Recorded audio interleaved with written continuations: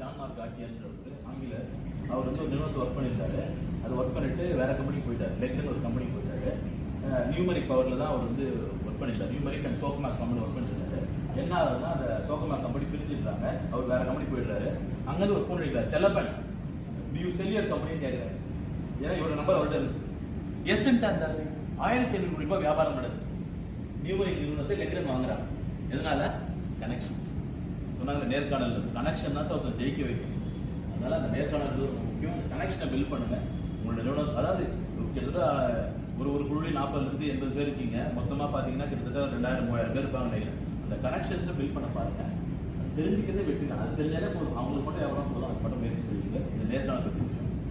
அதே தான் அதை நான் கடைசியாக சொல்லி முடிக்கிறது. இனிமேல் ஒரு குச்சி இருந்தால் உடச்சிடலாம். 100 குச்சி தான் தூக்கவே முடியாது. 1000 குச்சி தான் ரொம்ப கஷ்டம். அதுதான் நீங்கள் அப்போ சேர்ந்துருக்கீங்க. எல்லாரும் ஒருத்தர் வச்சுருக்கீங்க. நீங்கள் மென்மேலும் வர வாழ்த்துக்கள். ஏதாவது கேள்வி இருந்தால் கேட்கலாம்.